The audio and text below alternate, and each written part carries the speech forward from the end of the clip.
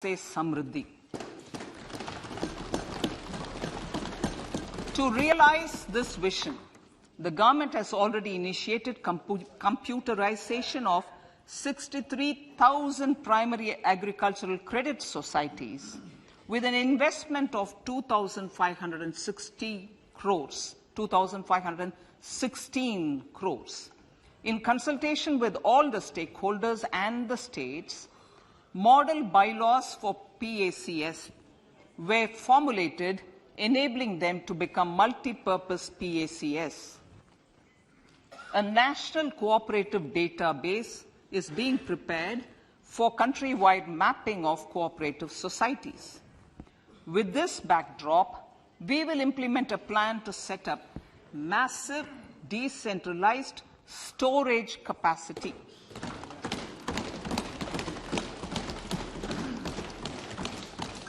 This will help farmers store their produce and realize remunerative prices through sale at appropriate times.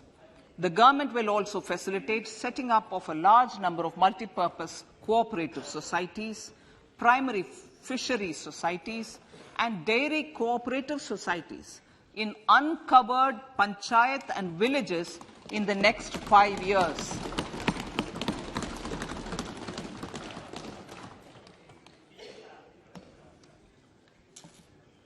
Health, education, and skilling.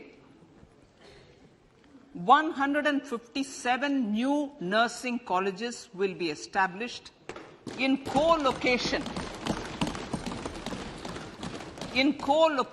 with the existing 157 medical colleges established since 2014.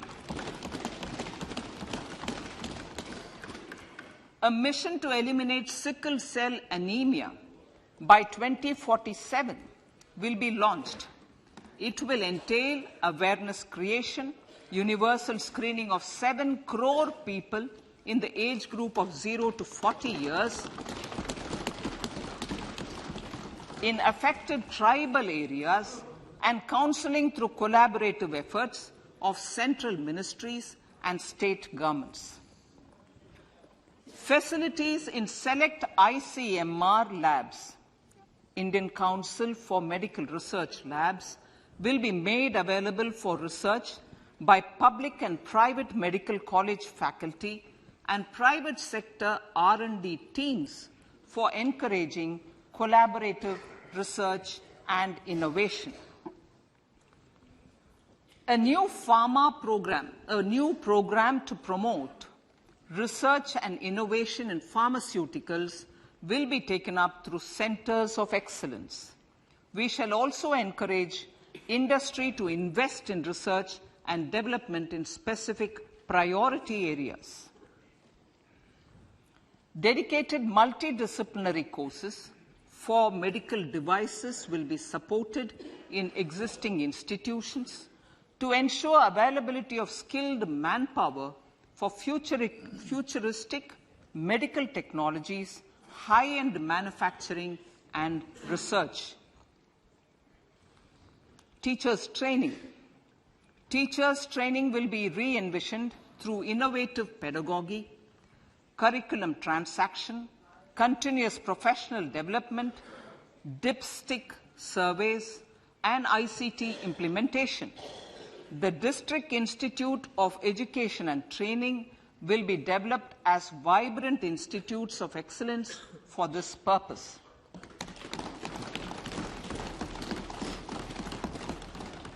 National Digital Library for Children and Adolescents. A National Digital Library for Children and Adolescents will be set up for facilitating availability of quality books across geographies, languages, genres, and levels, and device-agnostic accessibility. States will be encouraged to set up physical libraries for them at panchayat and ward levels and provide infrastructure for accessing the national digital library resources. Additionally, to build a culture of reading and to make up for pandemic time learning loss, the National Book Trust, the Children's Book Trust, and other sources will be encouraged to provide and replenish non-curricular titles in regional languages and in English to these physical libraries.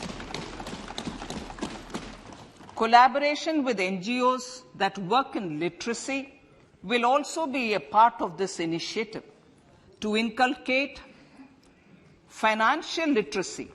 Financial sector regulators and organizations will be encouraged to provide age-appropriate reading material to these libraries. I move to priority 2, reaching the last mile. Prime Minister Vajpayee's government had formed the Ministry of Tribal Affairs and the Department of Development of Northeast Region to provide a sharper focus to the objective of reaching the last mile. Our government has formed the Ministries of Ayush, Fisheries, Animal Husbandry and Dairying, Skill Development, Jal Shakti and Cooperation. Building on the success of the Aspirational Districts program, the government has recently launched the Aspirational Blocks program, covering 500 blocks for saturation of essential government services across multiple domains such as health, nutrition, education, agriculture, water resources, financial inclusion, skill development, and basic infrastructure. Manya Speaker, Sir, Pradhan Mantri PVTG, which is Primitive Vulnerable Tribal Groups Development Mission, is being launched.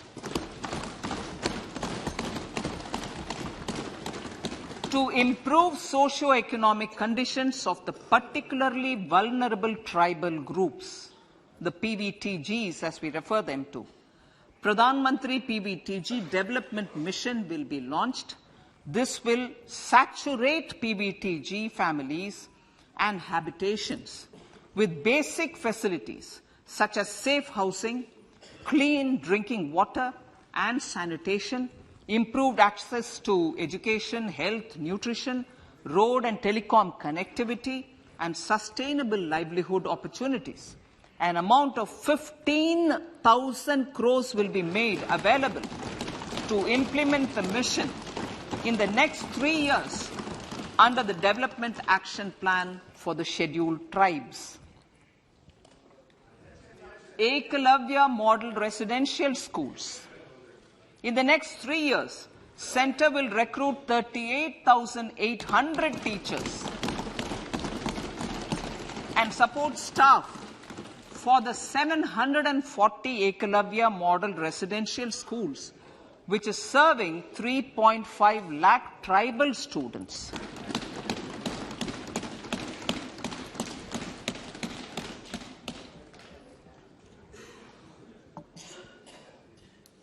In the drought-prone central regions of Karnataka, central assistance of 5,300 crore will be given to Upper Bhadra project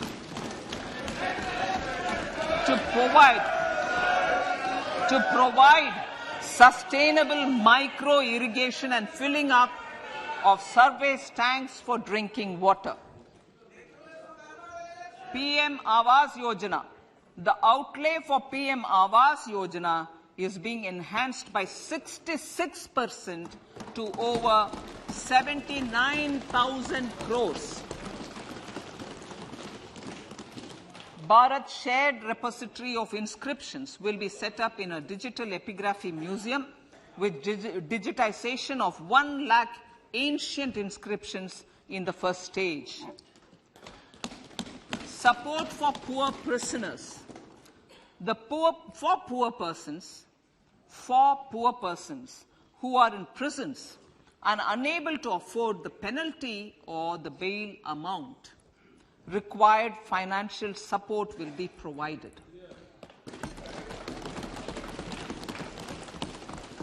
Priority number 3, infrastructure and investment. Investments in infrastructure and productive capacity have a large multiplier impact on growth and employment. After the subdued period of the pandemic, private investments are growing again. The budget takes the lead once again to ramp up the virtuous cycle of investment and job creation.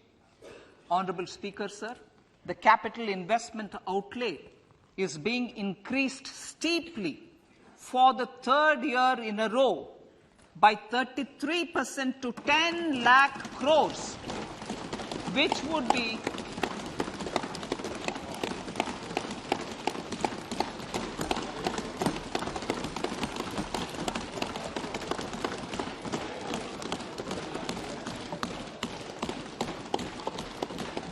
which would be 3.3% of GDP. This will almost be 3 times the outlay made in 2019-20.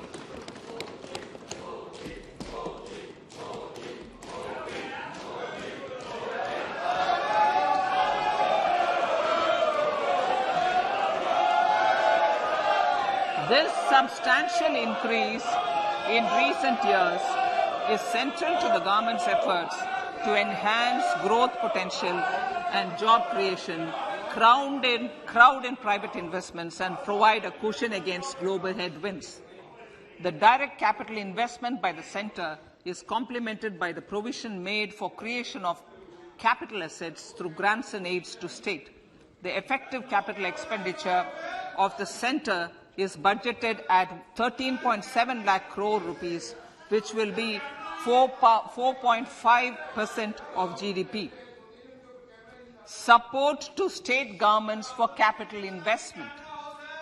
I have decided to continue the 50-year interest-free loan to state governments for 1 more year to spur investment in infrastructure and to incentivize them for complementary policy actions with a significantly enhanced outlay of 1.3 lakh crores. The newly established Infrastructure Finance Secretariat will assist all stakeholders for more private investment in infrastructure, including railways, roads, urban infrastructure and power, which are predominantly depend on public resources. The harmonized master list of infrastructure will be reviewed by an expert committee for recommending the classification and financing framework suitable for Amrit Kal. A capital outlay, I'm talking about railways now, sir, Honourable Speaker, railways. A capital outlay of 2.40 lakh crores has been provided for the railways. This is the highest ever outlay this highest ever outlay is about 9 times the outlay made in 2013-14. 100 critical transport infrastructure projects for last and first mile connectivity for ports, coal, steel, fertilizer and food grain sectors have been identified. They will be taken up on priority with investment of 75,000 crores, including 15,000 crore from private sources. 50 additional airports, heliports, water aerodromes, and advanced landing grounds will be revived for improving regional air connectivity.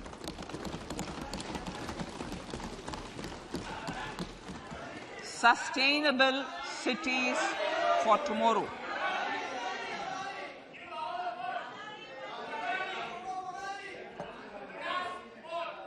States and cities will be encouraged to undertake urban planning reforms and actions to transform our cities into sustainable cities of tomorrow.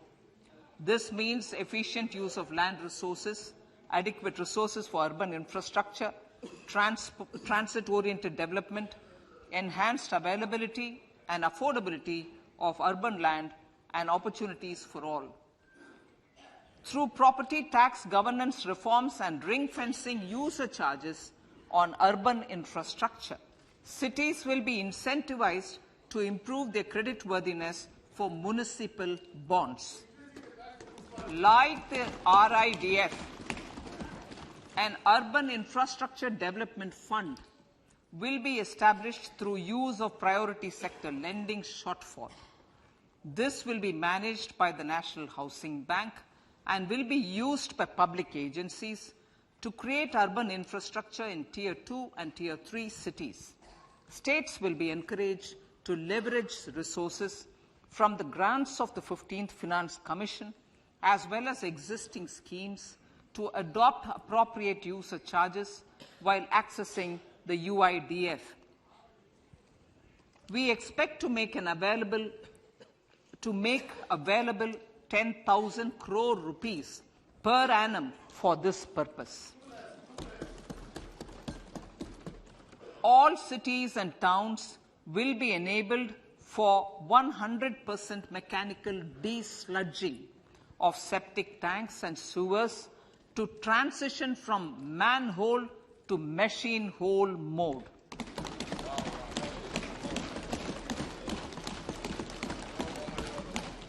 Enhanced focus will be provided for scientific management of dry and wet waste. Honorable Speaker, sir, our Prime Minister had said, good governance is the key to a nation's progress. Our government is committed to providing a transparent and accountable administration which works for the betterment and welfare of common citizens. Mission Karma Yogi. Under Mission Karma Yogi, centre, states and the union territories are making and implementing capacity building plans for civil servants. The government has also launched an integrated online training platform, I Got Karma Yogi, to provide continuous learning opportunities for lakhs of government employees to upgrade their skills and facilitate people-centric approach. Sir, for enhancing ease of doing business, more than 39,000 compliances have been reduced and more than 3,400 legal provisions have been decriminalized. For furthering the trust-based governance, we have introduced the Jan Vishwas Bill to amend 42 central acts. This budget proposes a series of measures to unleash the potential of our economy. Centers of Excellence for Artificial Intelligence. For realizing the vision of Make AI in India and Make AI Work for India, 3 Centers of Excellence for Artificial Intelligence will be set up in top educational institutions. Leading industry players will partner in conducting interdisciplinary research, develop cutting-edge applications, and scalable problem solutions in the areas of agriculture, health, and sustainable cities. This will galvanize an effective AI ecosystem and nurture quality human resources in the field. National Data Governance Policy. To unleash innovation and research by startups and academia, a national data governance policy will be brought out. This will enable access to anonymized data. The KYC process will be simplified, adopting a risk-based instead of one-size-fits-all approach. The financial sector regulators will also be encouraged to have a KYC system fully amenable to meet the needs of digital India. One-stop solution for identity and address updating.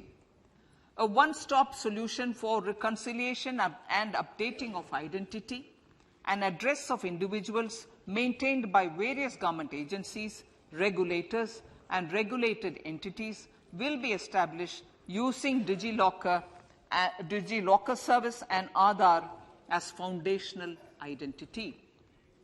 Speaker, sir, common business identifier for the business establishments required to have a permanent account number.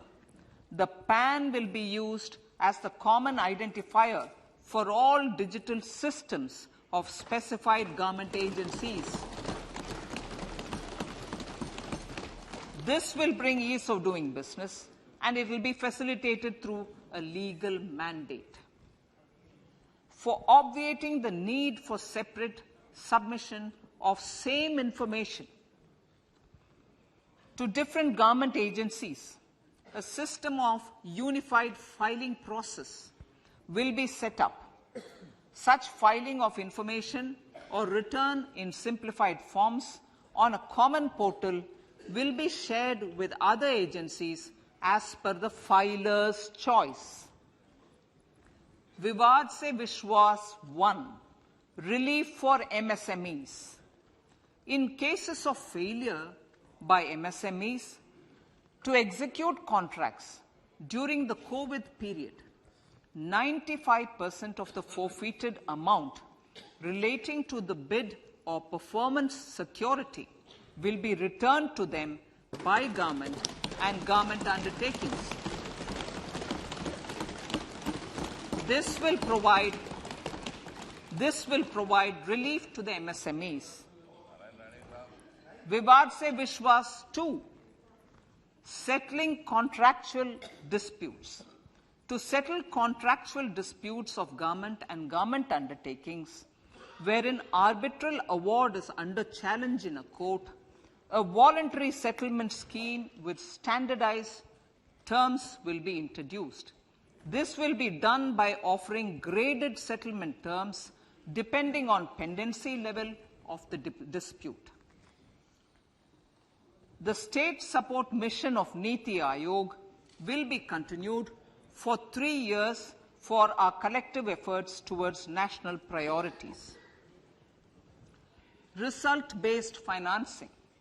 To better allocate scarce resources for competing development needs, the financing of select schemes will be changed on a pilot basis from input-based to result-based.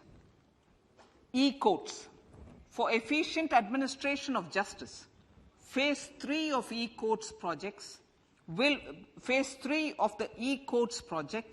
will be launched with an outlay of 7,000 crores. Fintech services in India have been facilitated by our digital public infrastructure, including Aadhaar, PM Jan Dhan Yojana, Video, KYC, India Stack, and UPI. To enable more fintech innovative services, the scope of documents available in DigiLocker for individuals will be expanded. An entity DigiLocker will be set up for the use by MSMEs, large businesses, and also charitable trusts. This will be towards storing and sharing documents online securely whenever needed with various authorities, regulators, banks, and other business entities. 5G services. 100 labs for developing applications using 5G services will be set up in engineering institutions.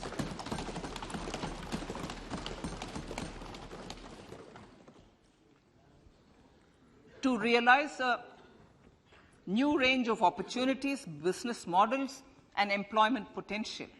The labs will cover, among others, applications such as smart classrooms, precision farming, intelligent transport systems, and healthcare applications. Lab-grown diamonds. Lab-grown diamonds is a technology and innovation-driven emerging sector with high employment potential. These environment-friendly diamonds, which have optically and chemically the same properties as natural diamonds, to encourage indigenous production of LGD, lab-grown diamond seeds and machines, and to reduce import dependency, a research and development grant will be provided to one of the IITs for 5 years. To reduce the cost of production, a proposal to review the custom duty on LGD seeds will be indicated in Part B of the speech. I come to the fifth priority, Honourable Speaker, sir, green growth. Honourable Prime Minister has given a vision for life or lifestyle for environment to spur a movement of environmentally conscious lifestyle. India is moving forward firmly for the Panchamrit, the net zero carbon emission by 2070 to usher in green industrial and economic transition. This budget builds on our focus on green growth. The recently launched National Green Hydrogen Mission, with an outlay of 19,700 crores, will facilitate transition of the economy to low carbon intensity, reduce dependence on fossil fuel imports, and make the country assume technology and market leadership in this sunrise sector. Our target is to reach an annual production of 5 MMT by 2030. Energy transition. This budget provides for 35,000 crores for priority capital investment towards energy transition and net zero objectives and energy security by Ministry of Petroleum and Natural Gas. To steer the economy on sustainable development path, battery energy storage systems with capacity of 4,000 MWh will be supported with viability gap funding. A detailed framework for pumped storage projects will also be formulated. Renewable energy evacuation. The interstate transmission system for evacuation and grid integration of 13 gigawatt renewable energy from Ladakh will be constructed with investment of 20,700 crore, including central support of 8,300 crores. Green Credit Program. For encouraging behavioral change, a green credit program will be notified under the Environment Protection Act. This will incentivize environmentally sustainable and responsive actions by companies, individuals, and local bodies, and help mobilize additional resources for such activities. PM Program for Restoration, Awareness, Nourishment and Amelioration of Mother Earth, PM Pranam, will be launched to incentivize states and union territories to promote alternative fertilizers and balanced use of chemical fertilizers. Go Bardhan Scheme. 500 new waste-to-wealth plants under Go Bardhan, galvanizing organic bio-agro resources done. Go Bardhan scheme will be established for promoting circular economy. These will include 200 compressed biogas plants, including 75 plants in urban areas, and 300 community or cluster-based plants at a total investment of 10,000 crores. I will refer to this in Part B also. In due course, a 5% CBG mandate will be introduced for all organizations marketing natural and biogas. For collection of biomass and distribution of biomanure, appropriate fiscal support will also be provided. Bharatiya Prakritik Kheti Bio Input Resource Centers. Over the next 3 years, we will facilitate 1 crore farmers to adopt natural farming. For this, Honourable Speaker, 10,000 bio-input resource centres will be set up, creating a national-level distributed micro-fertilizer and pesticide manufacturing network. Mishti.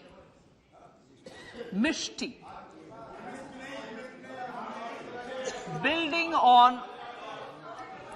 on India's success in afforestation, mangrove initiative for shoreline habitats and tangible incomes, Mishti, will be taken up for mangrove plantation along the coastline and on salt pan lands wherever feasible through convergence between Manrega, Campa, Fund and other sources. Amrit Dharohar. Wetlands are vital ecosystems which sustain biological diversity. In his latest Mann Ki Baat, the Prime Minister said, now, I quote, now the total number of Ramsar sites in our country has increased to 75, whereas before 2014, there were only 26, unquote. Local communities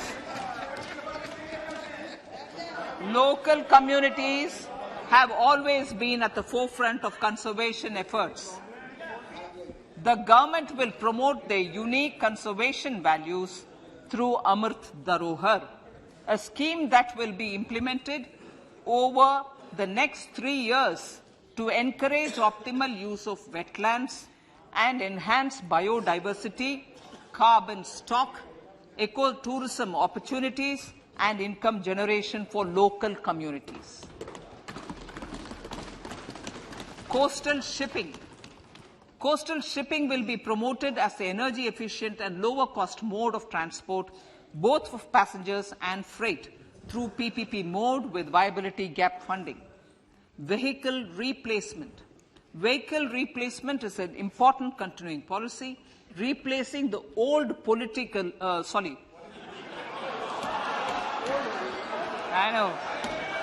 replacing, absolutely, thank you. Replacing old polluting vehicles. May be applicable, right? Replacing old polluting vehicles is an important part of greening our economy. In furtherance of the vehicle scrapping policy mentioned in Budget 21-22, I have allocated adequate funds to scrap old vehicles of the central government.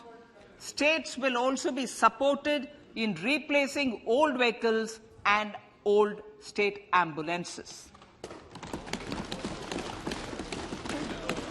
Honourable Speaker, sir, I move to priority 6, youth power.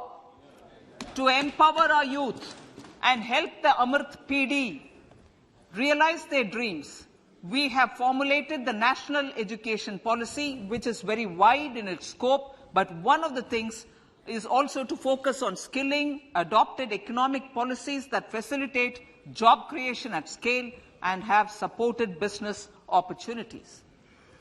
Pradhan Mantri Kaushal Vikas Yojana. Pradhan Mantri Kaushal Vikas Yojana 4.0 will be launched to skill lakhs of youth within the next 3 years. On-job training, industry partnership, and alignment of courses with needs of industry will be emphasized. The scheme will also cover new age courses for Industry 4.0 like coding, AI, robotics, mechatronics, IoT, 3D printing, drones, and other soft skills. To skill youth for international opportunities, 30 Skill India International Centres will be set up across different states. The digital ecosystem for skilling will be further expanded with the launch of a unified Skill India digital platform for enabling demand-based formal skilling, linking with employers including MSMEs, and facilitating access to entrepreneurship schemes. To provide stipend support to 47 lakh youths in 3 years, direct benefit transfer under a pan-India national apprenticeship promotion scheme will be rolled out. Tourism.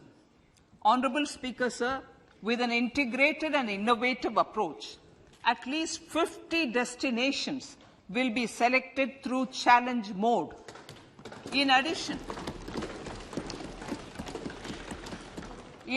to aspects such as physical connectivity, virtual connectivity, tourist guides, high standards for food streets, and tourist security, all the relevant aspects would be made available on an app to enhance tourist experience.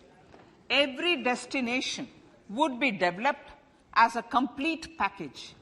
The focus of development of tourism would be on domestic as well as foreign tourists.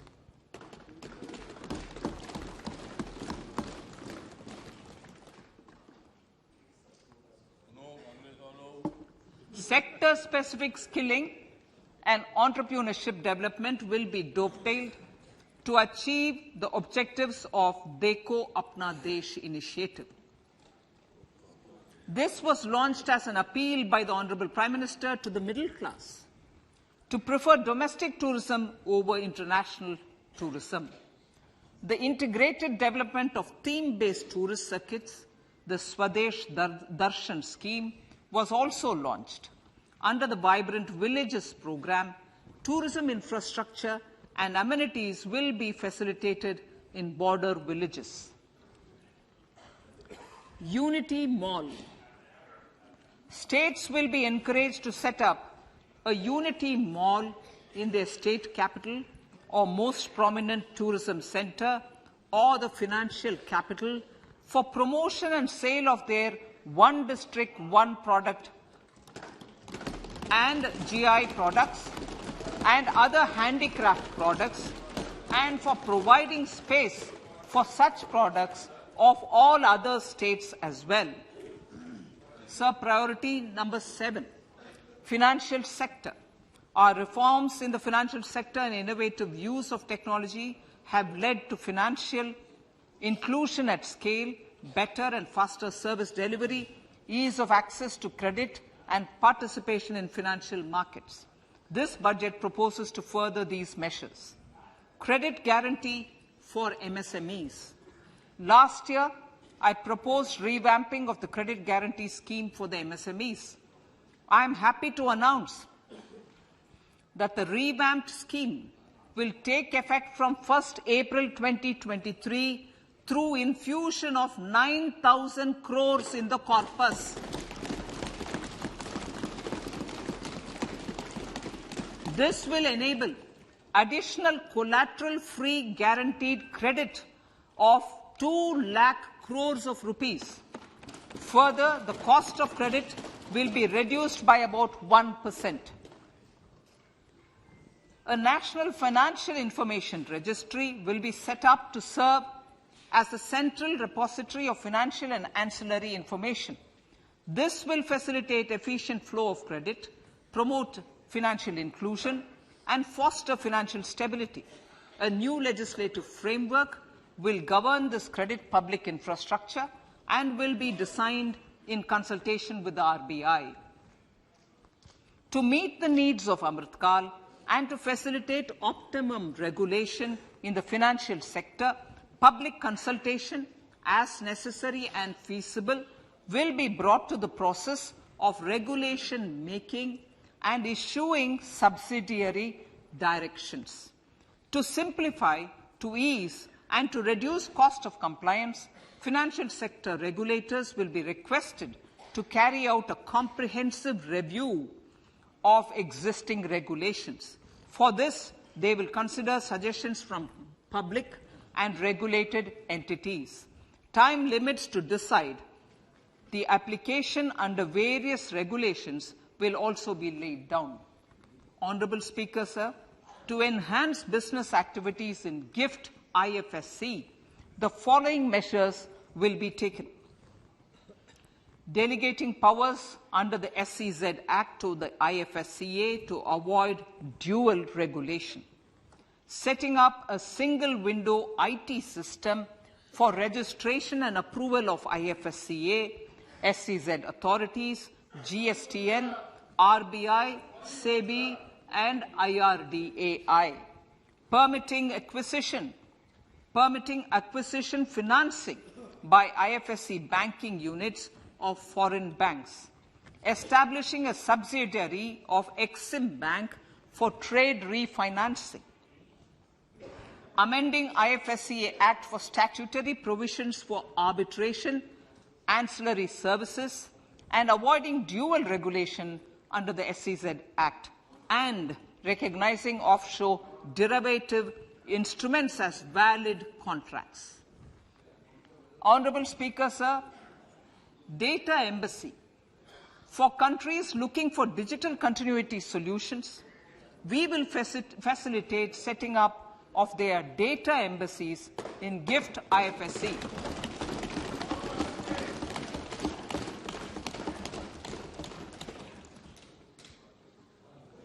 Improving governance and investor protection in banking sector. To improve bank governance and enhance investors' protection, certain amendments to the Banking Regulation Act, the Banking Companies Act, and the Reserve Bank of India Act are being proposed. Capacity building in securities market. Honourable Speaker, sir, to build capacity of functionaries and professionals in the securities market, SEBI will be empowered to develop, regulate, maintain, and enforce norms and standards for education in the National Institute of Securities Markets and to recognize award of degrees, diplomas, and certificates. A central processing center will be set up for faster response to companies through centralized handling of various forms filed with field officers under the Companies Act. Reclaiming of shares and dividends. For investors to reclaim unclaimed shares and unpaid dividends from the Investor Education and Protection Fund Authority with ease, from the Investor Education and Protection Fund Authority with ease, an integrated IT portal will be established. Digital payments continue to find wide acceptance. In 2022, they show an increase of 76% in transaction and 91% in value. Fiscal support for this digital public infrastructure will continue in 2023-2024.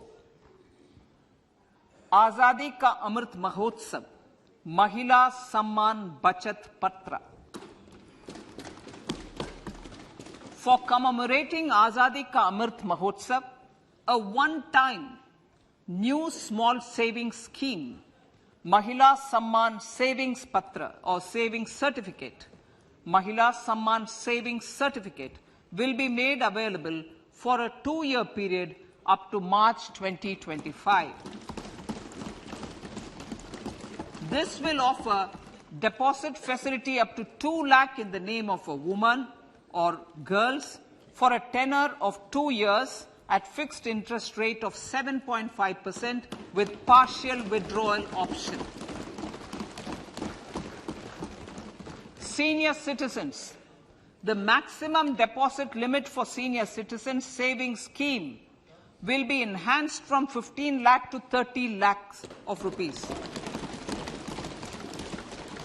The maximum deposit limit for monthly income account scheme will be enhanced from 4.5 lakh to 9 lakh for single account and from 9 lakh to 15 lakh for joint account. Honourable Speaker, sir, fiscal management. 50 years interest-free loan to states. The entire 50-year loan to states has to be spent on capital expenditure within 2023-24. Most of this will be at the discretion of the states, but a part will be conditional on states increasing their actual capital expenditure. Parts of the outlay will also be linked to or allocated for the following purposes: scrapping old government vehicles, urban planning reforms and actions, financing reforms in urban local bodies to make them creditworthy for municipal bonds, housing for police personnel above or as part of the police station, constructing unity malls, children and adolescent libraries and digital infrastructure, and state share of capital expenditure of central schemes.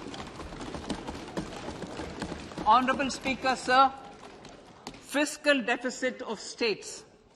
States will be allowed a fiscal deficit of 3.5% of GSDP, of which 0.5% will be tied to power sector reforms.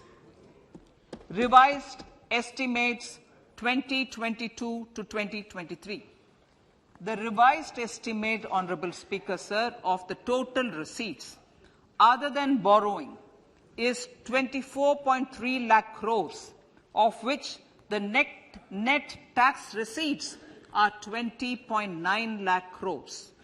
The revised estimate of the total expenditure is 41.9 lakh crores of rupees, of which the capital expenditure is about 7.3 lakh crores.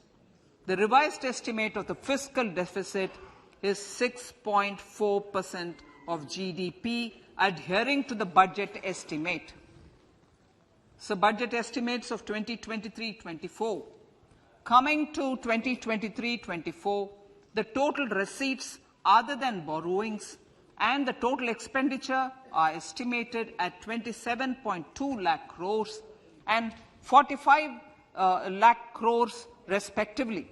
The net tax receipts are estimated at 23.3 lakh crores. The fiscal deficit is estimated to be 5.9% of the GDP.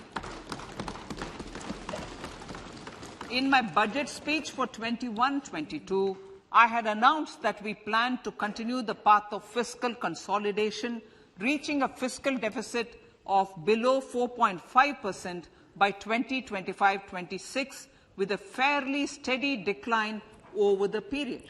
We have adhered to this path, and I reiterate my intention to bring the fiscal deficit below 4.5% of GDP by 2025-26. To finance the fiscal deficit in 2023-24, the net market borrowings from dated securities are estimated at 11.8 lakh crores. The balance financing is expected to come from small savings and other sources.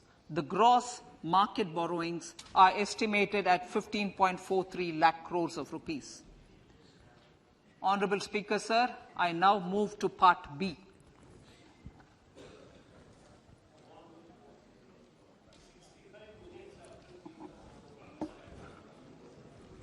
Indirect taxes.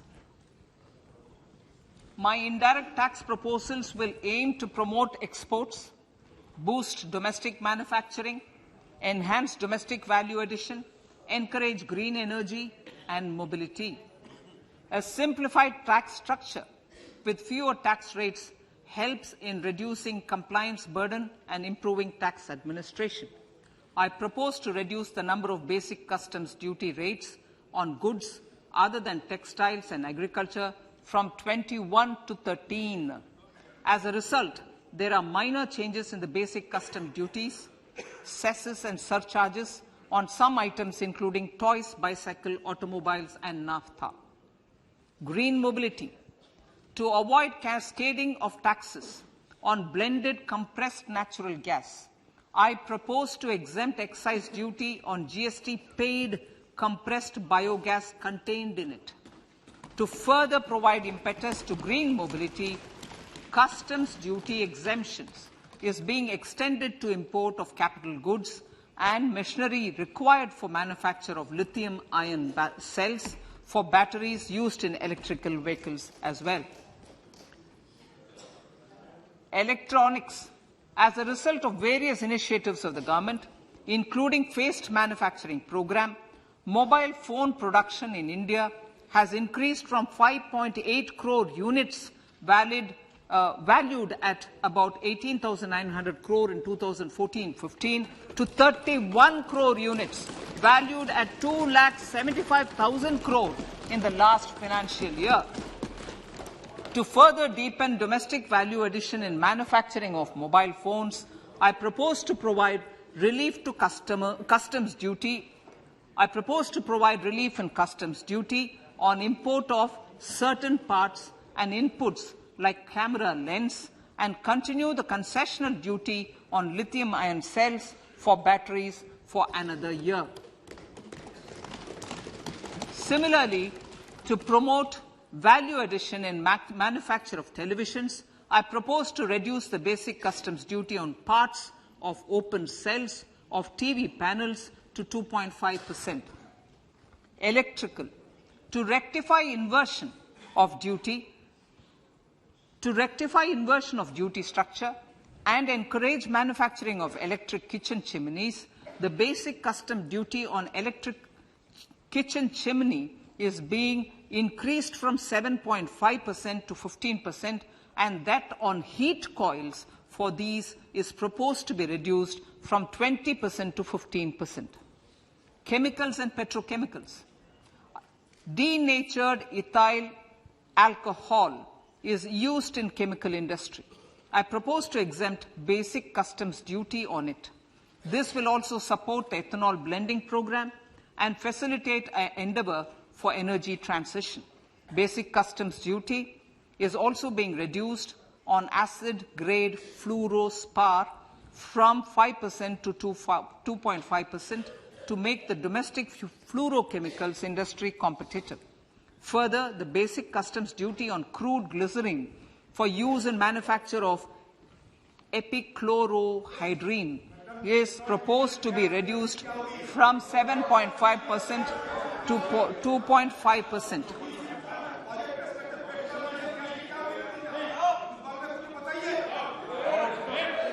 Marine products.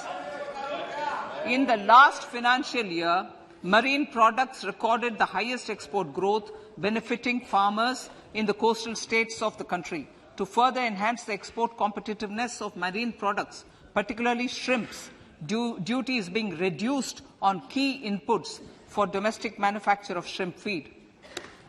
India is a global leader, as I said in Part A, in cutting and polishing of natural diamonds, contributing about 3/4 of the global turnover by value. With the depletion of deposits of natural diamonds, the industry is moving towards lab-grown diamonds, and it holds huge promise. To seize this opportunity, I propose to reduce the basic customs duty on seeds used in their manufacture. Customs duties on dore or doré and bars of gold and platinum were increased earlier this fiscal. I propose to increase the duties on articles made therefrom to enhance the duty differential. I also propose to increase the import duty on silver doors, bars and articles to align them with that on gold and platinum. To facilitate availability of raw materials for the steel sector, exemptions from basic custom duty on raw materials for manufacture of CRGO steel, ferrous scrap and nickel cathode is being continued. Similarly, the concessional BCD of 2.5% on copper scrap is also being continued to ensure the availability of raw materials for secondary copper producers who are mainly in the MSME sectors. Compounded rubber. The basic custom duty rate on compounded rubber is being increased from 10% to 25% or 30 kg, whichever is lower, at par with that of natural rubber other than latex, to curb circumvention of duty. Cigarettes. National Calamity Contingent Duty on specified cigarettes was last revised 3 years ago. This is proposed to be revised upwards by about 16%. Direct taxes. I now come to my direct tax proposals. Honourable Speaker, these proposals aim to maintain continuity and stability of taxation, further simplify and rationalise various provisions to reduce the compliance burden, promote the entrepreneurial spirit, and provide tax relief to citizens. It has been constant endeavour of the Income Tax Department to improve taxpayers' services by making compliance easy and smooth. Our taxpayers portal received a maximum of 72 lakh returns in a day, processed more than 6.5 crore returns this year. Average processing period reduced from 93 days in financial year 13-14 to 16 days only now. And 45% of the returns were processed within 24 hours. We intend to further improve this, roll out the next generation common IT return form for taxpayer convenience, and also plan to strengthen the grievance redressal mechanism. MSMEs and professionals. MSMEs are growth engines of our economy. Micro enterprises with turnover up to 2 crore of rupees and certain professionals with turnover of up to 50 lakh rupees can avail the benefit of presumptive taxation. I propose to provide enhanced limits of 3 crore and 75 lakh respectively to the taxpayers whose cash receipts are no more than 5%. Whose cash receipts are no more than 5%.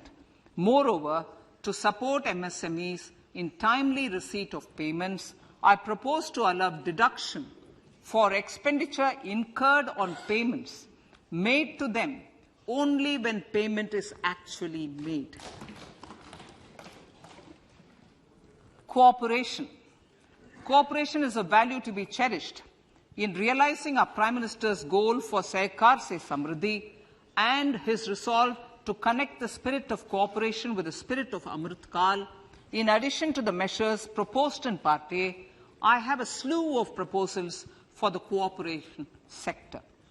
First, new cooperatives that commence manufacturing activities till 2024, 31st March, shall get the benefit of a lower tax rate of 15%, as is presently available to new manufacturing companies. Secondly, I propose to provide an opportunity to sugar cooperatives to claim payments made to sugarcane farmers for the period prior to the assessment year 2016-17 as expenditure. This is expected to provide them a relief of almost 10,000 crores. Thirdly, I am providing a higher limit of 2 lakh per member for cash deposits to loans in cash by primary agricultural cooperative societies and primary cooperative agriculture and rural development banks. I repeat that. Thirdly, I am providing a higher limit of 2 lakh per member for cash deposits to and loans in cash by primary agricultural cooperative societies and primary cooperative agricultural and rural development banks. Similarly, a higher limit of 3 crore for TDS on cash withdrawal is being provided to cooperative societies. Startups.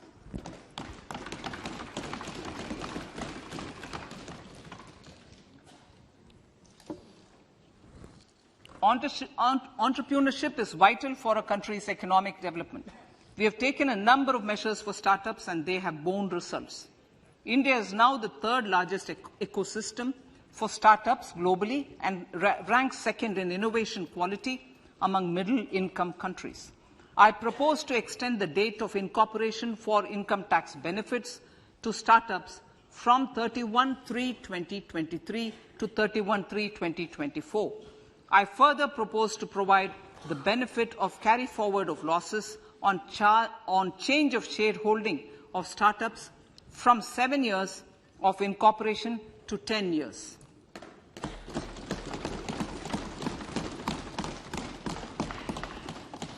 To reduce the pendency of appeals at commissioner level, I propose to deploy about 100 joint commissioners for disposal of small appeals. We shall also be more selective in taking up cases for scrutiny of returns already received this year. Better targeting of tax concessions.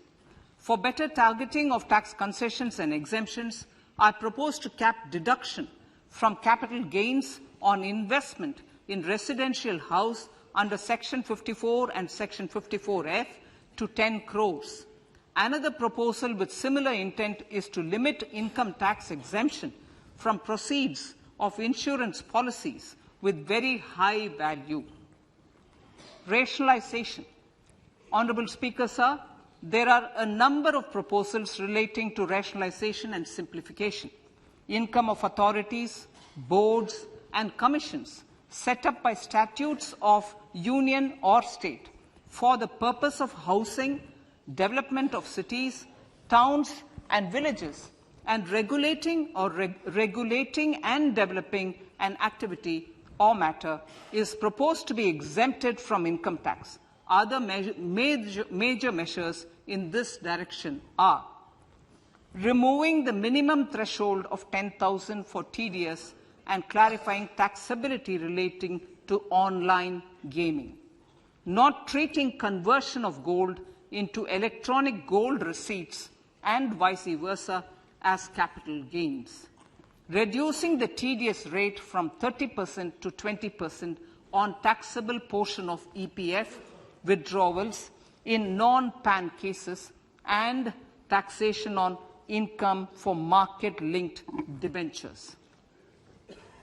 Other major proposals in the Finance Bill relate to the following: extension of period of tax benefits to funds relocating to IFSC, GIFT City till 31/3/2025, decriminalization under Section 276A of the Income Tax Act, allowing carry forward of losses on strategic disinvestment, including that of IDBI Bank, and providing EEE status to Agnivir Fund.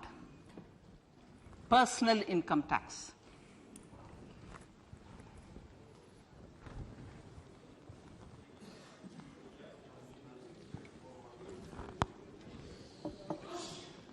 Now I come to what everyone is waiting for.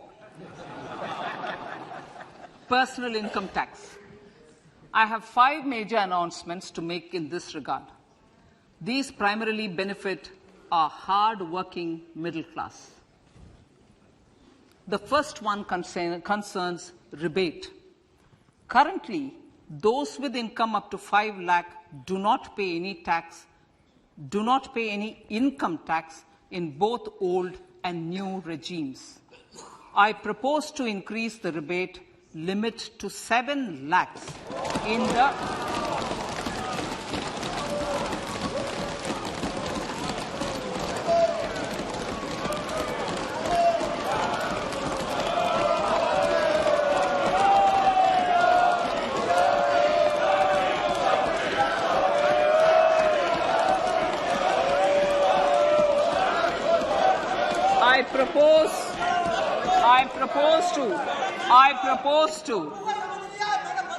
I propose to increase the rebate limit to 7 lakh in the new tax regime. Thus, persons in the new tax regime with income up to 7 lakhs will not have to pay any tax at all. The second proposal relates to middle-class individuals. I had introduced in the year 2020 the new personal income tax regime with 6 income slabs starting from 2.5 lakh. I propose to change the tax structure in this regime by reducing the number of slabs to 5 and increasing the tax exemption limit to 3 lakhs. The new tax rates are 0 to 3 lakh, nil. 3 to 6 lakhs, 5%. 6 to 9 lakhs, 10%. 9 to 12 lakh, 15%. 12 to 15 lakhs, 20%. And above 15 lakhs, 30%. This will provide major relief to all taxpayers in the new regime. An individual with an annual income of 9 lakhs will be required to pay only 45,000 rupees. This is only 5% of his or her income. It is a reduction of 25% on what he or she is required to pay now. That is 60,000. So in the place of 60,000, it is now only 45,000. Similarly, an individual with an income of 15 lakh rupees would be required to pay only 1.5 lakh or 10% of his income or her income, a reduction of 20% from the existing liability of 1,87,500 rupees. My third proposal is for the salaried class and the pensioners, including family pensioners, for whom I propose to extend the benefit of standard deduction to the new tax regime. Each salaried person with an income of 15.5 lakh rupees or more will thus stand to benefit by 52,500 rupees. My fourth announcement in personal income tax is regarding the highest tax rate, which in our country is 42.74%. This is among the highest in the world. I propose to reduce the highest surcharge. Rate from 37% to 25% in the new tax regime.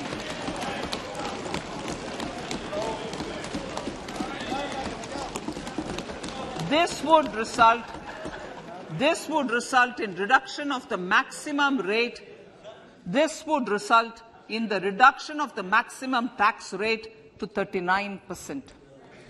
Lastly, the limit of 3 lakh rupees for tax exemption on leave encashment on retirement of non-government salaried employees was last fixed in the year 2002, when the highest basic pay in the government was only 30,000 rupees per month.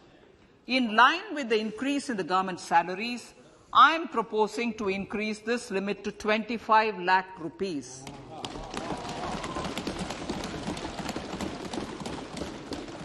We are also making the new income tax regime as the default tax regime.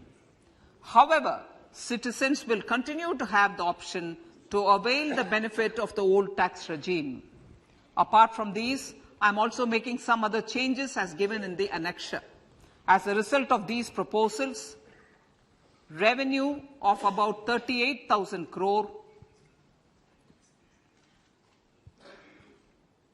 to 37,000 crore in direct taxes and rupees 1,000 crore in indirect taxes will be foregone, while revenue of about 3,000 crore will be additionally mobilized.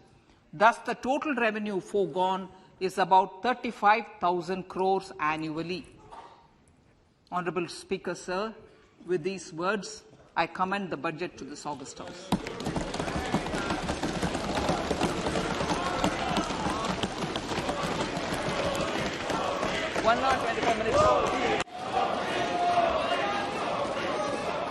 Item number 1, माननीय item number 2, Shrimati Nirmala Sitharaman ji.